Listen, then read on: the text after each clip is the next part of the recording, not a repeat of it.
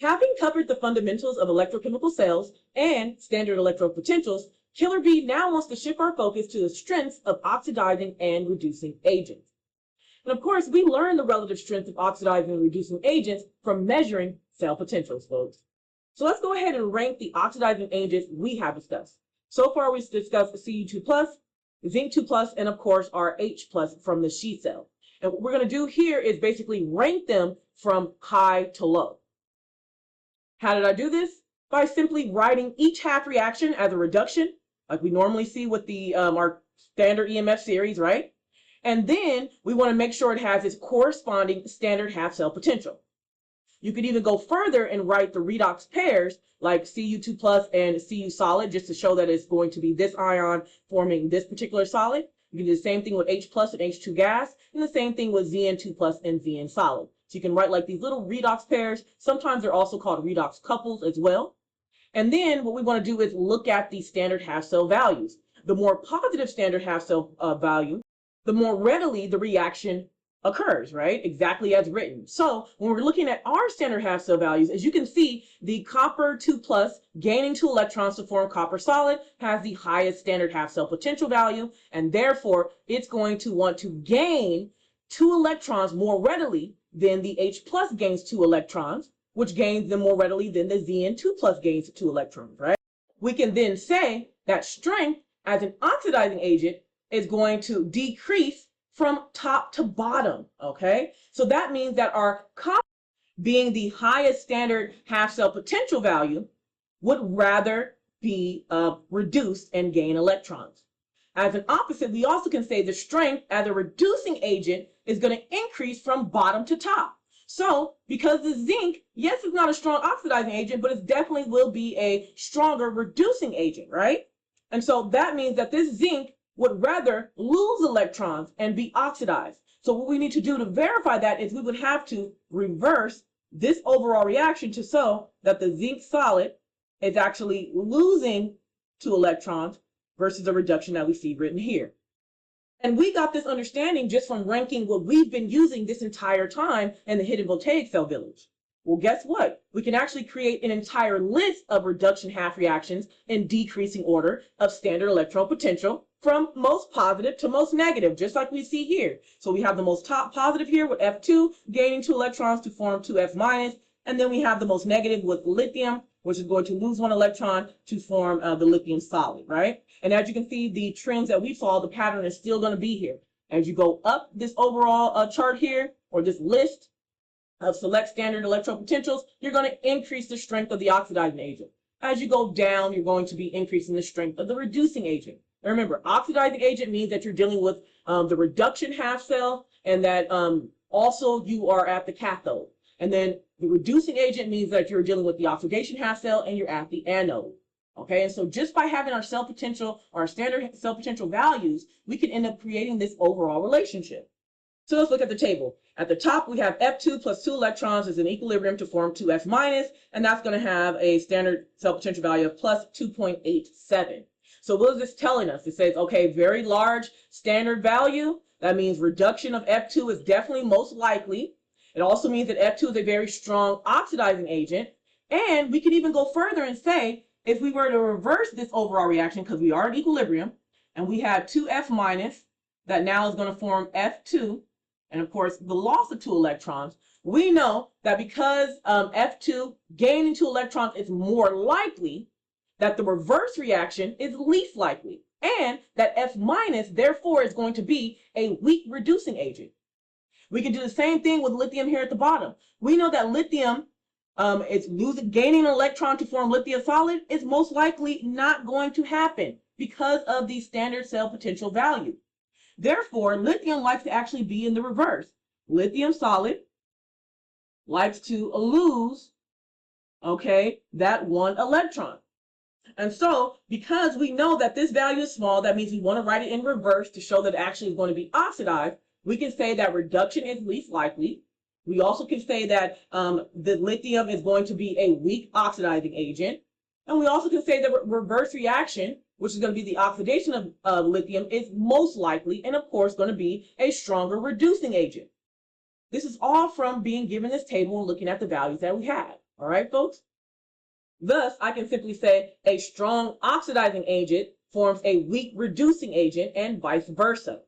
Now, these values will be given, but relationships and understanding will not be given. Thus, Killer B also suggests that we rely on our previous knowledge of redox behavior of the elements if you forget the ranking in the table or just kind of forget how to understand this table here. So what that means is Killer B is telling us we can look at F2, and if we're given this half reaction, for example, okay, and we can say, okay, think about it. We know that fluorine is extremely electronegative, right? It's the most electronegative element that we have just from previous information. So because it's going to be electronegative, that means it definitely is going to want to gain electrons, or you can also say it's easily reduced. And if it's easily reduced, that means it's going to be a strong oxidizing agent, and it should have a higher standard potential or cell potential value. So you could just use that just from that knowledge. You also can go down here with lithium and say, well, lithium, let's think about lithium. What can we relate to our understanding of lithium? Well, lithium is a group 1 metal. Okay, so we know it's going to have low ionization energy. Okay, what that means is it's easily oxidized. It's going to give up its electron really quickly. And so if it's easily oxidized, we know it's a strong reducing agent. So it should have a low standard cell potential. And we definitely want to make sure that we show the reaction in reverse to verify that we're showing that lithium actually likes to give up that electron. See what I'm saying, folks? So with more of our voltage training under our belt, Killer B believes it's time we delve into the practical application of using the strengths of oxidizing and reducing agents by writing spontaneous redox reactions, folks. Let's get to it. Killer B wants us to remember, every redox reaction consists of a reducing agent and an oxidizing agent. So if we remember back to our overall zinc and copper reaction, we see that our zinc solid and our copper solid are going to both serve as reducing agents, while our copper 2 plus and our zinc 2 plus ions are going to both act as oxidizing agents. And based on the standard half cell values of these redox pairs, we find that the stronger oxidizing and reducing agents are going to react spontaneously to form the weaker oxidizing and reducing agent. And Killer B states that with just this information alone, we can actually create spontaneous reaction. So first, we know that a spontaneous redox reaction is when the standard cell potential is greater than 0. And we also know from our previous information we just stated that this is going to occur between an oxidizing agent and a reducing agent, okay? And what other details can we add on to it? We can say that, of course, along with that, the reducing agent must have a less positive standard half cell potential. Okay, so we're looking at that here. We have to look at something that's probably going to be negative or less positive. All right, folks. Second thing, we also must see that the oxidizing agent must have a more positive standard half cell potential. All right, folks, because that makes sense. We have the oxidizing agent, the reducing agent. We're doing redox here. This makes sense. Okay. And then finally, we can add even more information and say, okay, based on this list that's given, higher up on the list, it's going to proceed at the cathode because it's most likely reduced. Whereas lower on the list is going to proceed at the anode because it's going to be most likely oxidized. And what else is the caveat if we have something that's oxidized? We have to make sure we reverse the reaction. I don't know what that says, so I apologize. We have to make sure that we reverse the overall reaction, folks. And that is just verifying that, hey, I'm showing that I have a redox reduction reaction and a redox oxidation reaction for our understanding. So now we can take all this information and, of course, take what's given from our standard electropotential list here, and we can start writing spontaneous redox reaction.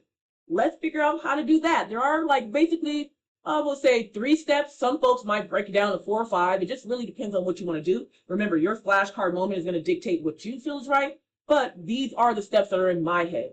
The first step is you have to basically use half reaction, right? You need half reaction.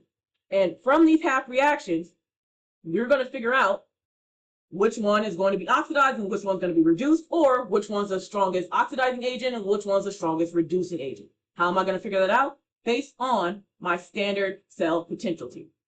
So in this example, I'm giving 2 half reactions. Of course, they're both showing reduction here. And I have CO2 gaining 2 electrons to form a 2Cl minus, and then nickel 2 plus gaining 2 electrons to form a nickel solid, right? So the standard cell potential of the chlorine is 1.36, and the standard of the nickel is negative 0.25. Which one is the cathode? Which one's the anode? Well, automatically, the more positive number is going to be the one that's most likely reduced, and it's going to be written exactly as we see it. So this definitely is going to be reduction here, and we know that is going to be the cathode. All right, folks? And then we have our nickel 2 plus. It has a negative value. And of course, even if we didn't know that it was a negative value, whichever one is less than this higher number, it's automatically going to be oxidized, folks. So I'll write my oxidation here, and we know this is going to be at the anode. But what about our extra little piece of information we have for oxidation? For oxidation, we must make sure that we are going to reverse this overall reaction.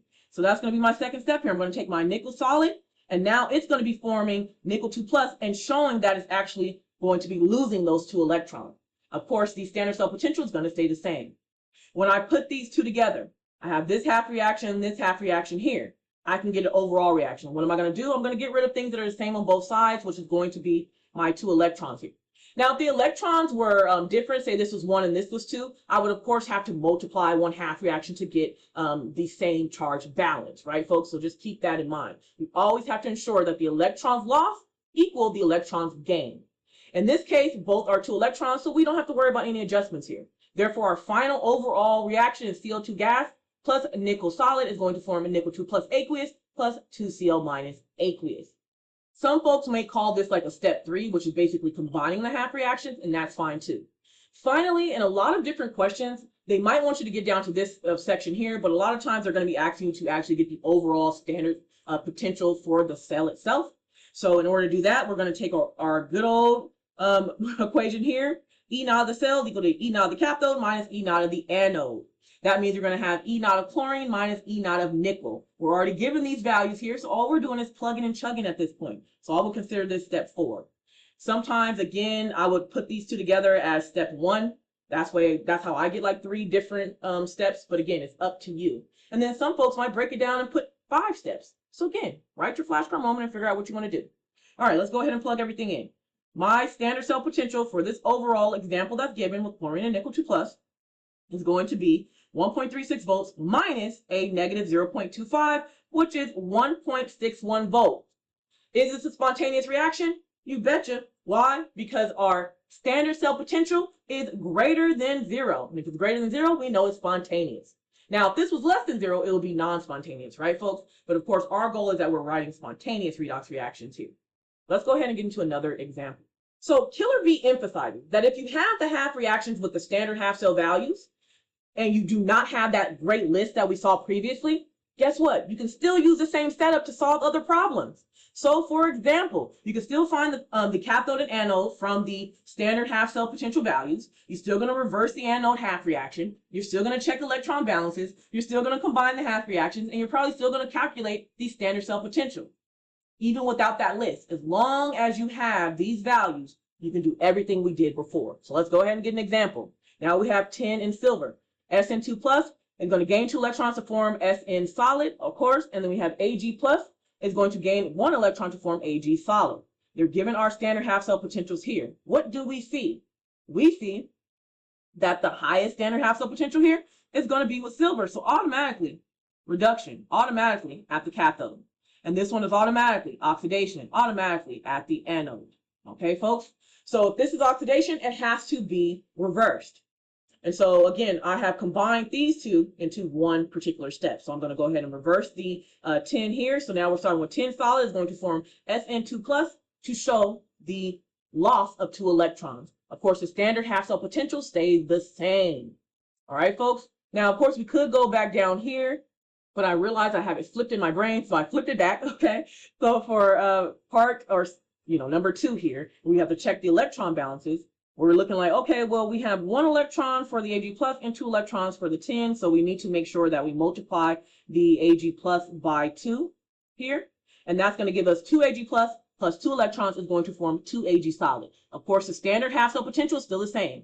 Now we can verify this is reduction, this is oxidation. We're then going to put them together, okay, as number 3, combine the half reactions. That means we're going to get rid of the 2 electrons on either side.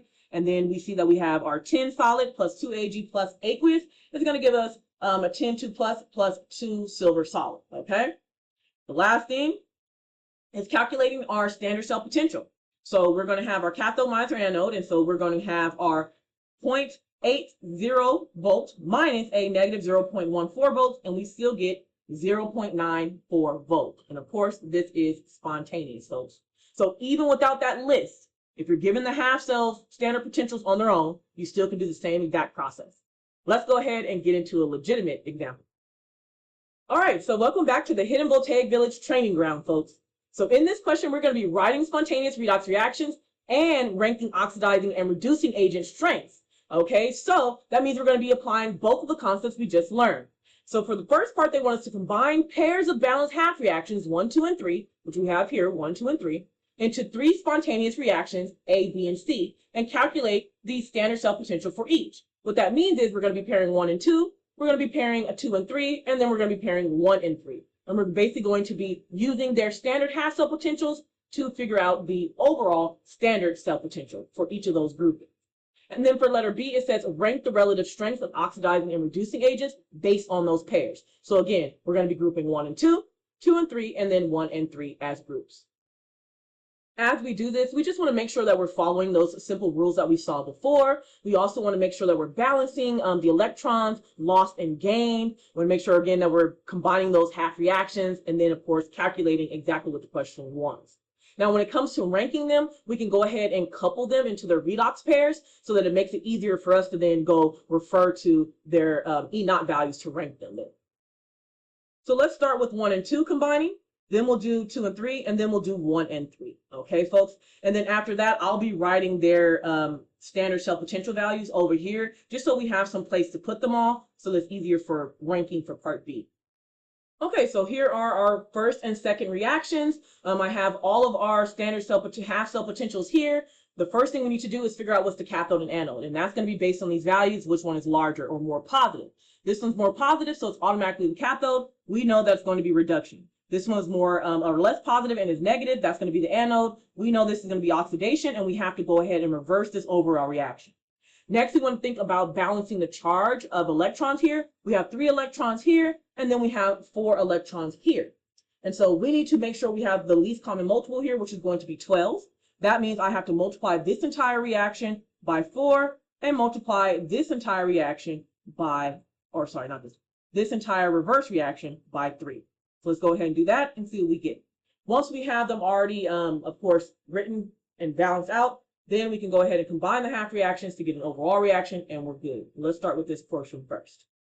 All right, so as you can see, I have 4NO3 minus plus 16H plus 12 electrons is going to give 4NO plus 8 waters, okay? We still have our same standard half cell potentials here. They do not change.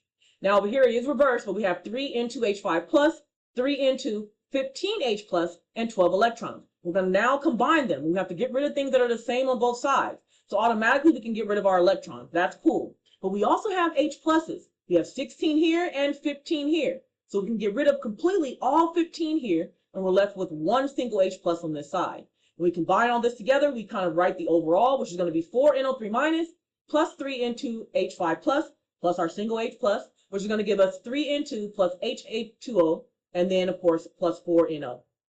Finally, we're going to get our E0 of the cell, and that's going to equal, based on our standard half cell potentials, 0.96 volts minus a negative 0.23 volts. And this is, again, is going to be E0 of the cathode minus E0 of the anode. And we already figured out this is the cathode and this is the anode, so we're just plugging and chugging.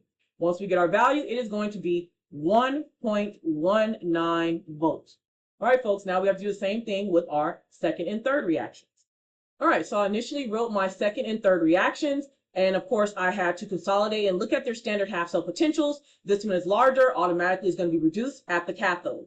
This one is smaller, automatically is going to be oxidized at the anode. And of course we have to reverse the reaction. So now I have my two reactions here, my reversed and of course my reduction. The amount of electrons as we see here is going to be 4 electrons for this one, 2 electrons for that one. So to make them the same, we need to multiply this entire reaction by 2.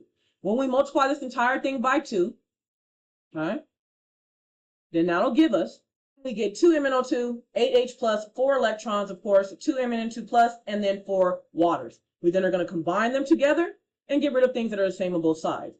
So what's the same on both sides? We see it's going to be electrons here we can get rid of, and of course our H pluses. There's going to be 5 here, that's going to be completely gone, and there'll be 3 left over here.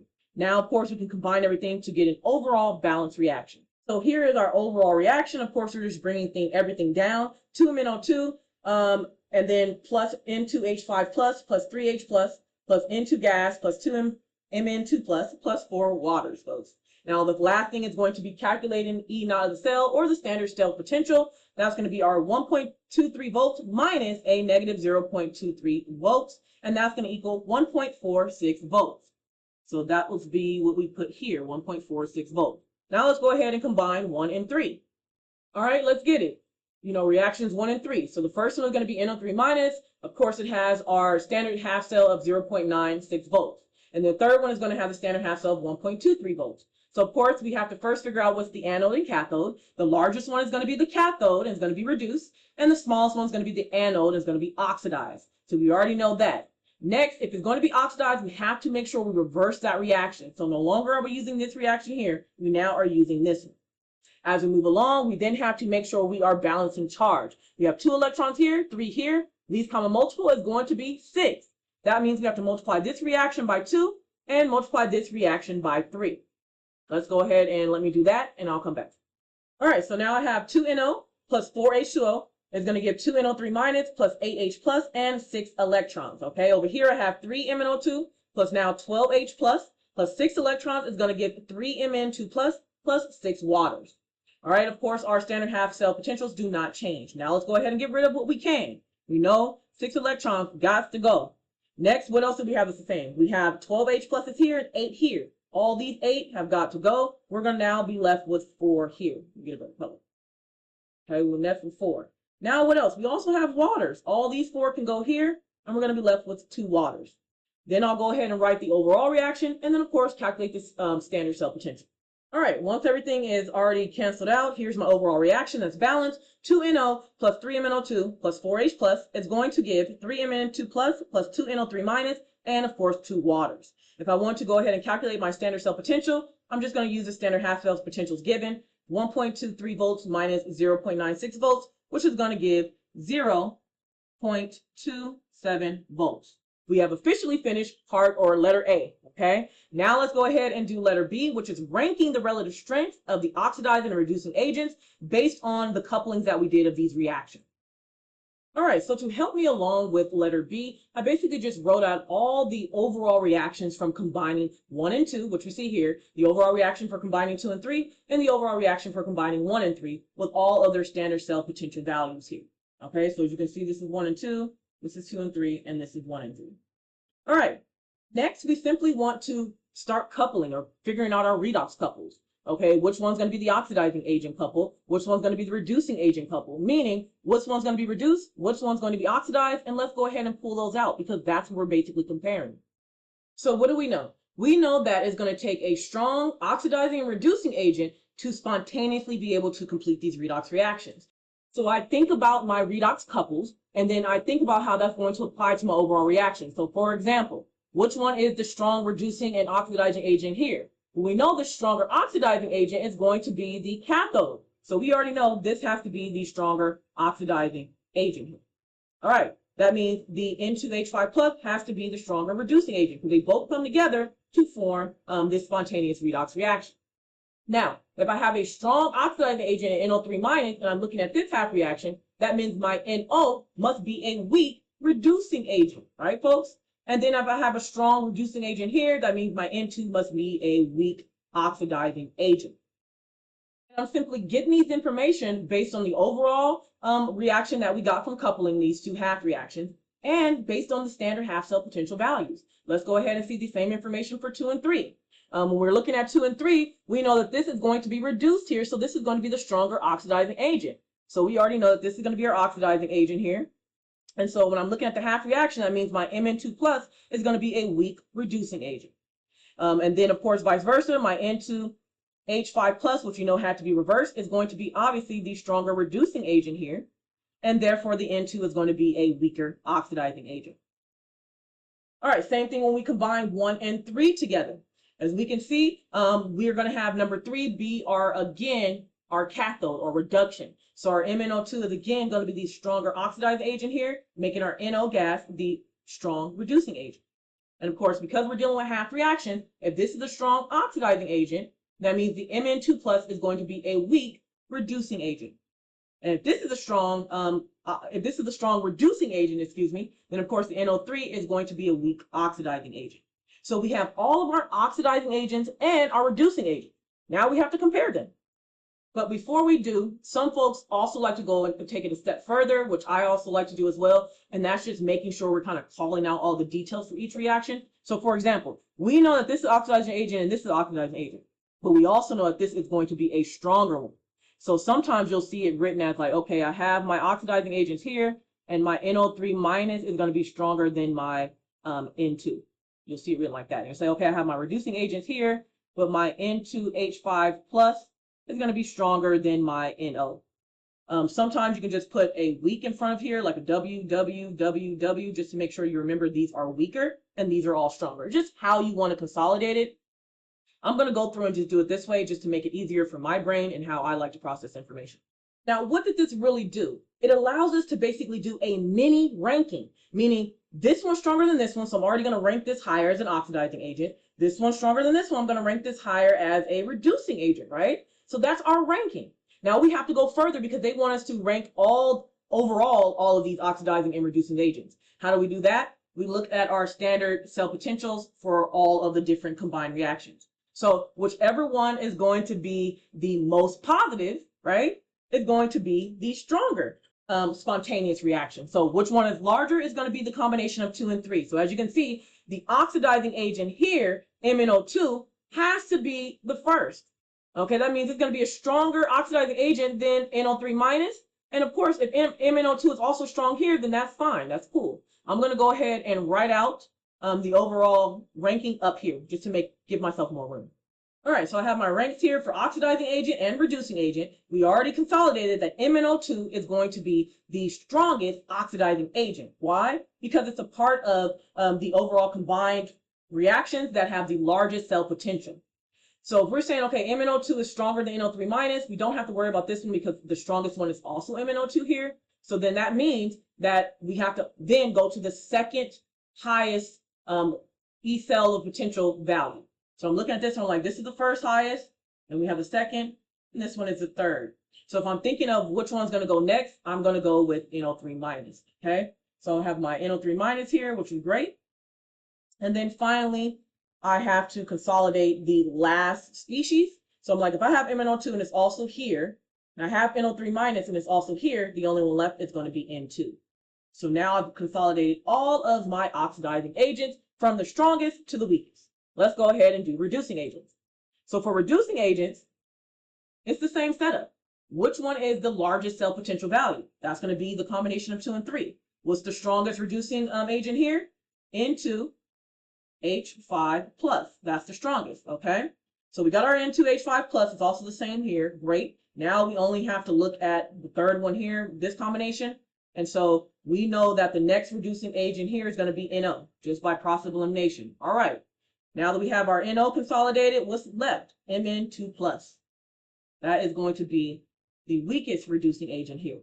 And so finally, when we're thinking of our ranking, we have to get overall ranking, or even if you have to do this separately as its own problem, then of course you would basically get the overall reactions, figure out which ones are oxidizing and reducing, stronger and weaker, go ahead and do a mini rank. Once you've ranked them, then you're going to go off of your overall standard cell potential values and then do an overall ranking like we just did here. And another way to kind of double check, which will make sense, is by putting the reactions that are given in order.